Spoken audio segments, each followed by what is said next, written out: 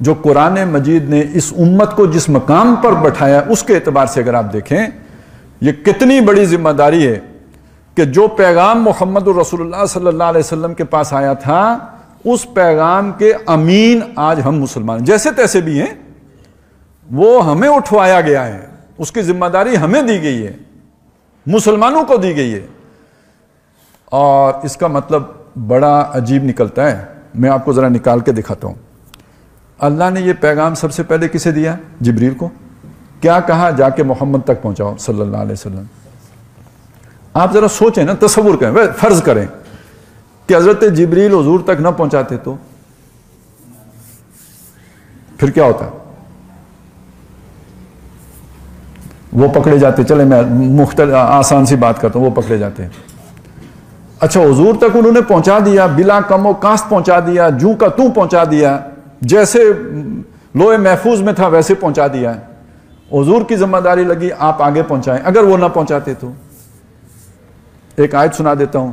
حضور کے بارے میں تو آئی ہے نا، جبریل کے بارے میں بھی آئی ہے. اے نبی ہم اپنی مرضی سے نہیں آتے.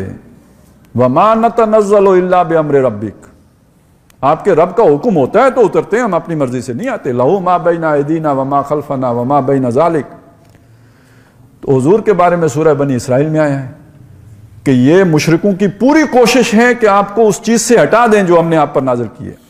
وَإِن كَادُوا لَيُفْتِنُونَكَ عَنِ الَّذِي أَوْحَيْنَا إِلَيْكَ لِتَفْتَرِيَ عَلَيْنَا غَيْرَهُ. اذن اگر آپ ایسا کر لیتے لَاتَّخَذُوكَ خَلِيلًا، جھگڑا ختم ہو جاتا، یہ آپ کو دوست بنا لیتے. لیکن اگر آپ ایسا کر لیتے یعنی پہنچانے کی بجائے اس میں کوئی معمولی سی طرف تھوڑا سا بھی اس طرف ہو جاتے، بلکہ یہ بھی الفاظ ہیں معمولی سا بھی، لولا ثبتناک لقد کدت ترکن الیہم شیئا قلیلا، شیء قلیل بھی ان کی طرف اگر مائل ہو جاتے، یعنی پہنچانے میں بال برابر بھی فرق آ جاتا. لَأَذَقْنَاكَ ضِعْفَ الْحَيَاةِ وَضِعْفَ الْمَمَاتِ، تو ہم آپ کو دنیا میں بھی دگنا عذاب دیتے اور آخرت میں بھی دگنا عذاب دیتے ہیں. میں صرف وہ ذمہ داری کی گمبھیرتا آپ کے سامنے لا رہا ہوں. اب اگر وہ پہلے 2 لیکچر آپ کو یاد ہوں جس میں وہ بات کہی گئی کہ حضور پر وہ ذمہ داری تھی، وہ یہ ذمہ داری امت کو دے کے گئے. اسی خطبہ حجۃ الوداع میں جب لوگوں نے کہہ دیا ہاں جی آپ نے پہنچا دیا، تو اب اگلی بات کیا کہی؟ پہلے کہا اللہم اشہد، اللہ یہ ذمہ داری تو نے میرے اوپر لگائی تھی آگے پہنچانے کی، میں نے پہنچا دیا. یہ گواہی دے رہے ہیں کہ میں نے پہنچا دیا. اللہم اشہد 3 دفعہ فرمایا، انگلی اٹھا کے فرمایا اللہم اشہد اللہم اشہد اللہم اشہد. اور پھر لوگوں سے کہا فَلْيُبَلِّغِ الشَّاهِدُ الْغَائِبُ، جو گواہ بن گیا ہے اب اس پر یہ ذمہ داری آ گئی ہے کہ پہنچائے اس تک جو غیب ہے. غیب کا کیا مطلب؟ جو ان کے سامنے نہیں، یا جو اس پیغام کے سامنے جس تک نہیں پہنچا. تو آج ایک بدماش ہمارے پڑوس میں بیٹھا ہوا ہے، مودی، کافر، کالا،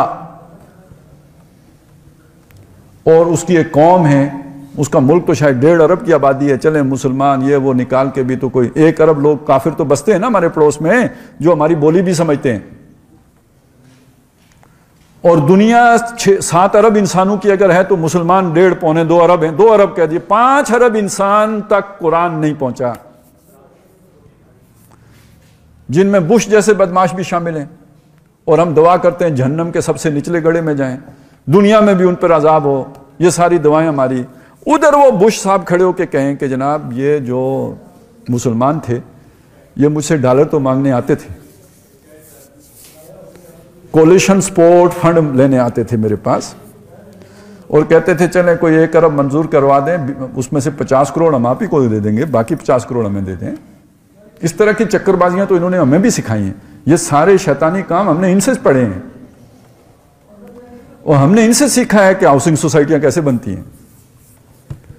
یہ اگر ہمیں کوئی کام کی بات بتا، انہوں نے دھندے کی بات بتائی ہے، کام کی بات بتاتے تو ہم اس پر بھی چلتے. تو یہ جو ہمارے دشمن ہیں جن پر ہمارا سینہ جلا ہوا ہے، یہ وہاں بھی ہمیں رگڑا نہ دلوا دیں. یہ پھر شہادت حق کا تو یہ نتیجہ نکلے گا نا کہ ان کے ہاتھوں ہمیں پھینٹی بھی لگے دنیا میں، اور جس امید پر ہمیں کہ آخرت میں اللہ ان کو پھینٹے گا تو وہاں جا کے پتہ چلیں وہ تو اللہ ان کو کسی اور طرح بھی قابو کر لے گا. لیکن یہ کہ وہ ہمارا بھی کہیں دھڑن تخت نہ کروا دیں کہ یہ تو ہمیں پاؤڈر بیچا کرتے تھے، ان سے ہم کیسے سیکھ لیتے کہ ان کے پاس کوئی اچھی بات بھی ہے؟ ہمیں تو یہ دھڑکا لگا رہتا تھا کہ یہ ہماری جیب نہ کاٹ لیں، ہم انہیں اپنی عوام کے لیے ویکسین دیں، یہ دوسرے ملک کو نہ بیچ دیں۔ یہ شکل ہے آپ کی اتمام حجت کرنے کی۔ اور یہ یاد رکھیے، ہمارا چہرہ دنیا میں، ہمارا چہرہ یہی لوگ ہیں۔ اگر کوئی امریکی اٹارنی جنرل یہ کہتا ہے کہ پاکستانی ڈالر کے عوض اپنی ماں بیچ دیتے ہیں، تو اس نے ہمارے ساتھ تو ملاقات کر کے یہ نتیجہ نہیں نکالا نا۔ جن سے وہ ملتے جلتے ہیں ان کا کردار دیکھ کر پوری پاکستانی قوم کو یہ وہی سمجھ لیا۔ جیسے ہم امریکیوں کو سارے کے ساروں کو وہ جو ہے کیا وہ انجلینا جولی کے کیا چیز ہے وہ جو ہمارے وزیر اعظم کی مہمان بنے، ہم وہ سمجھتے ہیں۔ تو اسی طرح سمجھ لیجئے یہ ہمارا چہرہ ہیں، یہ اگر کرپٹ ہیں اور یہ اگر بد کردار ہیں تو دنیا پاکستانیوں کو ویسا سمجھتی ہے۔ اور صرف پاکستانی نہیں ہیں، عرب شہزادے بھی ہیں، کچھ اور ریپریزنٹیٹیوز بھی ہیں دنیا میں ہمارے۔ تو دنیا تو مسلمان ان چیزوں کو ان لوگوں کو سمجھتی ہے، یہ مسلمان ہوتے ہیں، یہ شہادتیں ہم دے رہے ہیں۔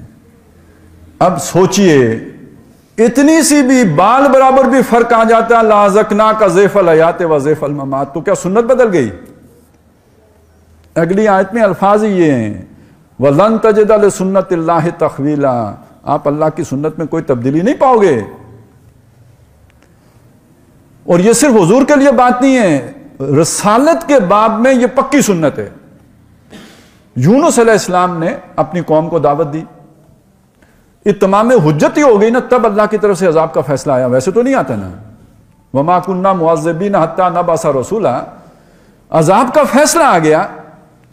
یونس علیہ السلام صرف وقت سے پہلے اپنی قوم، اللہ کی طرف سے ابھی پرمیشن نہیں ملی تھی، اپنی جگہ چھوڑ دی، اس پر کون سے عذاب ٹل گیا،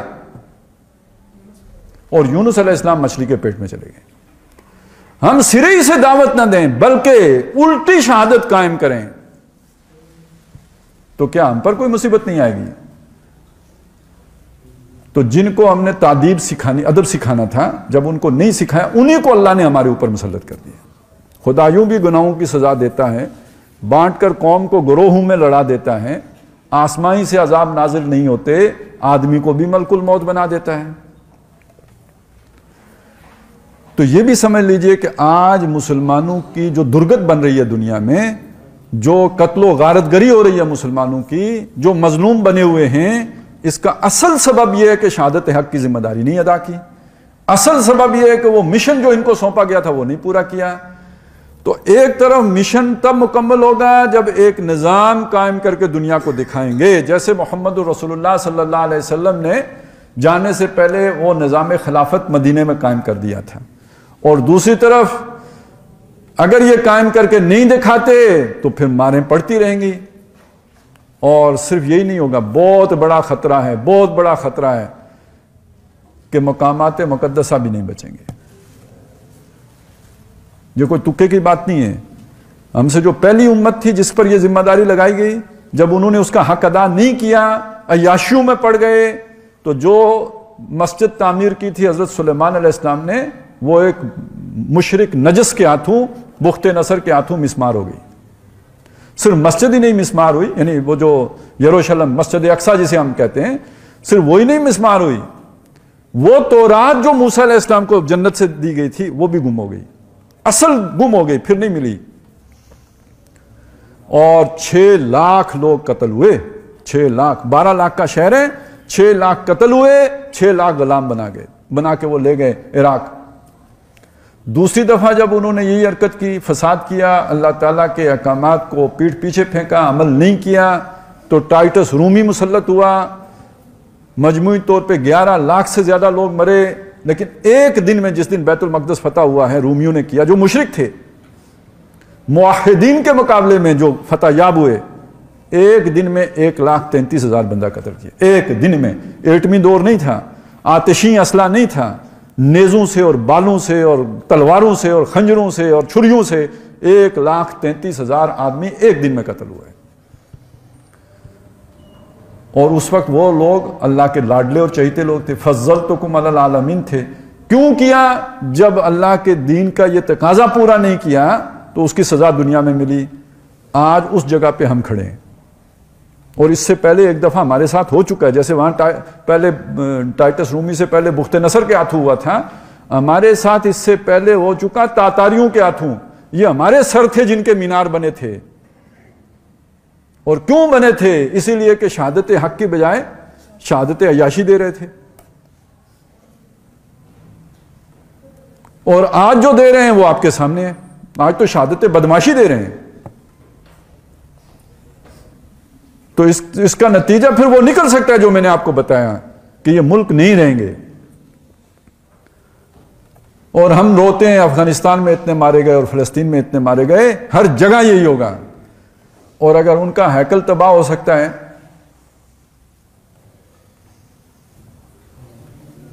تو باقی اللہ تعالیٰ ہی حفاظت فرمائے, لیکن یہ کہ سنت تو نہیں بدلتی.